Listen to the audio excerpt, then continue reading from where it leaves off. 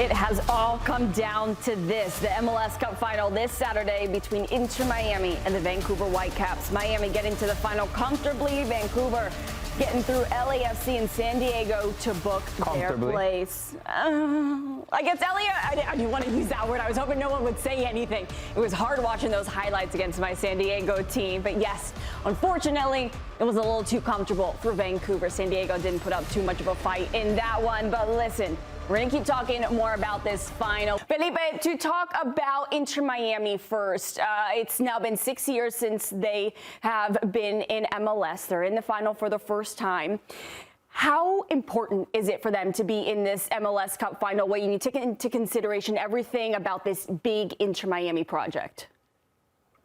Yeah, I mean, I think there's the question is this a bigger moment for Lionel Messi or is it a bigger moment for Inter Miami? I think the obvious answer, it's a big moment for the club. You know, this is how they validate the project. This is how I think they can point to something and say, we've won an MLS Cup. Now we can continue to build what I think they want to do, which is a super team in North America. But they need to win this game first. I mean, they don't have this legitimate trophy yet. The Supporters Shield, as we know, is given to the team that wins the most points, but then Miami was knocked out of the playoffs early last year. And so this is a big step for Inter Miami, to your point, Claudia. I mean, just 6 years old. Obviously, the ambition that they have from an executive level is very serious. And they need to their proof of concept will occur on Saturday. Yes, bringing Messi was the biggest deal, I think, that the American soccer has seen. But winning MLS Cup, I think, really validates what they're trying to do, not just right now, but long term as well. So it's a big moment for the club. It's incredible how both of these teams have kind of found their best form as they're approaching MLS Cup, right? Vancouver with Thomas Müller and Brian White, like just a group of players. But Inter Miami, we can stay on the Inter Miami topic. Beyond Messi, beyond Busquets, Jordi Alba, the big names, Tadeo Allende is killing it. Like, arguably, if he scores in the final, it's the best MLS playoff performance in history. This guy kind of went under the radar in Argentina, came over from Godoy Cruz, and possibly can make moves back to Argentina to marquee teams. I mean, this is historic, Felipe. You said, I think when an Argentine player that is in the United States suddenly gets linked to River Plate or Boca Juniors or Racing, that means that there's respect for that player and what they're doing in U.S. soccer, because there's still that stigma that if you've gone to MLS, you've dropped your level. But Tadeo Allende now being linked to what would be a big project, a big transformational project at River Plate. And so that tells you everything about the level that he's in. I remember telling myself when I saw him come in the league, this guy can score 15 goals this season. That'll be a big deal. I think he surpassed that number. I think he's 16 in MLS, maybe 19 total. And think of all the moments and all the chances that he has left on the table. He went through a slump where he couldn't finish, but he has turned into one of the most key players on this team because he's a player that will run for Messi. I mean, that is how Messi can be successful, not just with Inter Miami, with the national team as well. Can you run for him? Can you be smart in the attacking third and finish alongside him? And so Tadeo Allende has done that. I think he's going to be one of the key men, like you said, Nico. Like his playoff run has been pretty historic, and if he can score in this final and lead Inter Miami to a win, he's going to go down in MLS history as like one of those players that popped in, came in, and really made his mark. So he's certainly a player to watch. He's in good form. Felipe, I want to talk about something and a certain dynamic that happens every time a team plays Inter Miami.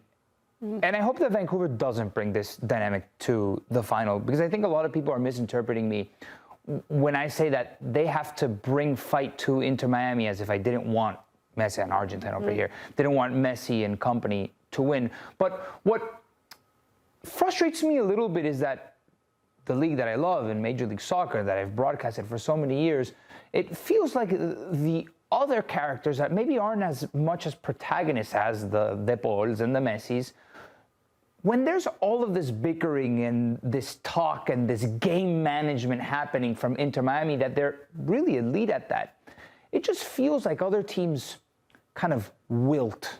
They allow Inter Miami to have this type of, to impose this type of dynamic onto the game, and that permits the game to get out of hand. They walked all over Cincinnati. They walked all over New York City. Do you think that will happen to Vancouver?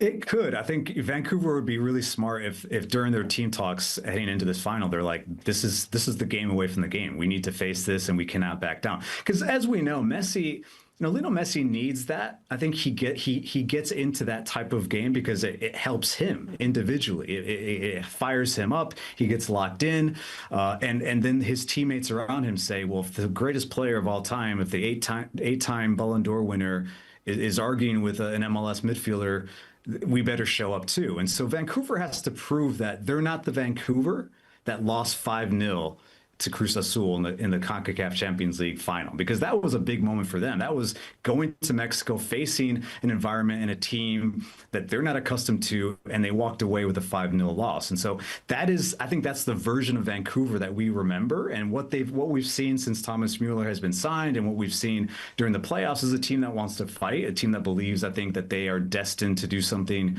really impressive and really important for the club this season, not next season, right now. And I think that's why Thomas Müller has been so important, because he's come in and he's really elevated a good team to become a better team. But I agree with you, Nico. If they're not ready for the fight, if they're not ready for the trash talk, this game on Saturday could go south pretty easily. Now, with these two teams, we've got legends on both sides of the games, both sides. I don't know if this has happened before. We've always maybe had a big superstar on one team or the other, but Thomas Müller, Lionel Messi on both sides. Now that I think of it, is this the first MLS Cup with World Cup winners on both teams? How incredible is that? Well, I think that's sort of the unscripted version and the beauty of MLS. I think some people want to point to, well, you're bringing in players that are in their last legs, or they're trying to finish their career. But clearly players like Thomas Müller and Lionel Messi, if they're put in the right situation, if they're put into an organization that wants to win, not just sign a big player, then those talents, those winners, are going to affect their teammates. And you're looking at Müller and Lionel Messi, what they've won before they came to MLS. You almost wonder, like, are they even feeling any stress coming into MLS Cup? And what I think of what we see in football is that players at their age, 38, 37, that they've already won everything. They've won World Cups, they've won Champions League, they've won titles with their club's teams.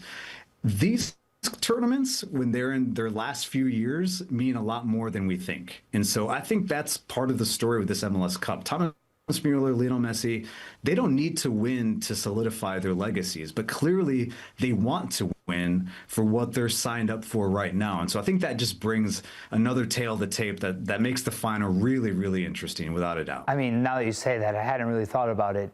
For Messi and for Müller, this might be the trophy that least will carry weight in their legacy, while at the same time, for a lot of the players playing in the final, it'll be the biggest game of their career. Biggest and only trophy that they may win.